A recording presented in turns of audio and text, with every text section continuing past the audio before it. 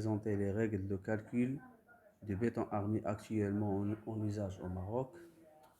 Deuxièmement, présenter les combinaisons d'actions à l'état limite ultime et à l'état limite du service.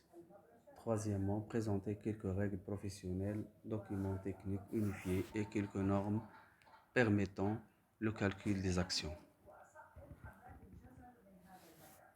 Le béton, c'est un matériau constitué des granulats naturels, sable, gravillon, des lions normalisés, ciment artificiel, adjuvants éventuels, plus l'eau de gâchage.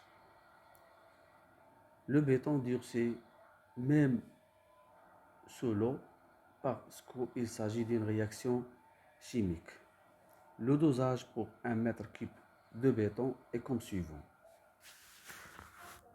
Alors pour le béton de fondation, 350 kg de ciment, 1050 g de granulat, 800 kg de sable et 175 litres d'eau de gâchage. Dallage béton, ciment 300 kg, granulat 1100 kg, sable 830 kg, l'eau de gâchage 155 litres. Et pour le béton armé, 400 kg de ciment, 980 kg de granulat, 720 kg de sable et 195 litres d'eau de gâchage. Voilà les pourcentages des éléments du béton armé pour béton de fondation, béton armé et dallage béton.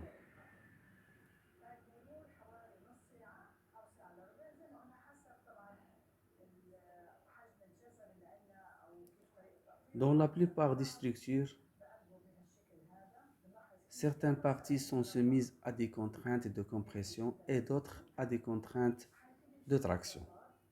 Or, le béton est un matériau qui résiste fort bien en compression, mais très mal en traction, alors que l'acier résiste très bien, d'où l'idée de placer des barres d'acier dans les zones où se produisent des efforts de traction dirigés dans le sens de ces efforts.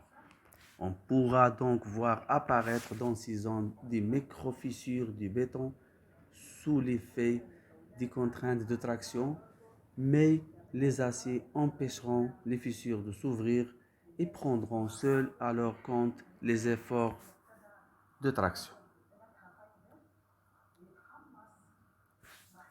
Considérons la poutre à porte-à-faux en béton non armé de la figure 2.1 qui se mise à l'action de deux forces concentrées P1 et P2.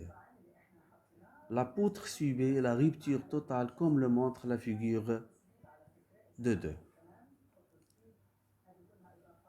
Considérons à présent la même poutre mais armée par des armatures en acier disposées longitudinalement comme le montre la figure 2.3.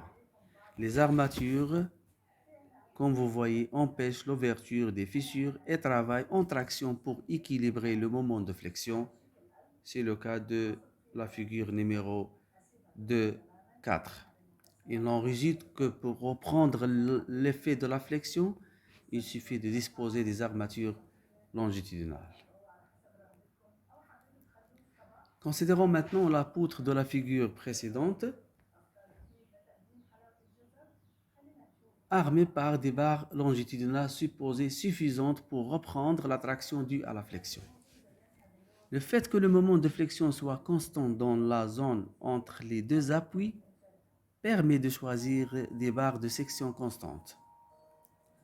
Alors, lorsque aucune armature n'est prévue pour reprendre la traction due à l'effort tranchant qui apparaît dans les deux porte-à-faux, il y a rupture à cause des fissures qui se développent selon des directions orthogonales à la contrainte principale de traction. La figure 2.6 montre les fissures créées et la rupture par détachement des porte-à-faux. Une façon pour reprendre cette traction consiste à disposer des armatures transversales. On dit que l'on réalise la couture de la section. Lorsque les deux types d'armatures sont disposés, par exemple dans le cas d'une poutre isostatique afin de supporter un chargement uniforme, on obtient le plan de ferraillage de principe de la figure de 7.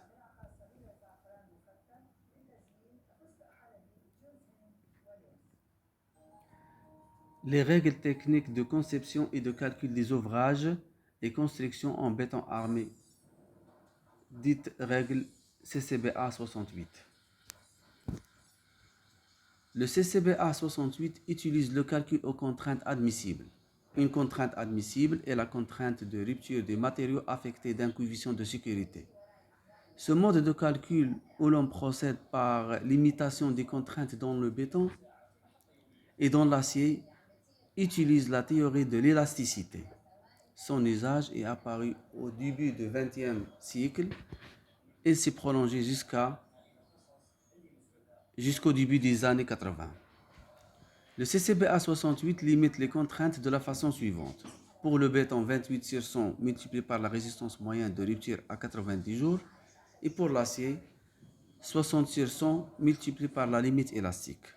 Les contraintes de compression sont calculées en supposant le cas de charge le plus défavorable pour l'élément concerné. On suppose que les charges sont exactement prévues. La notion de sécurité est liée à la résistance intrinsèque des matériaux.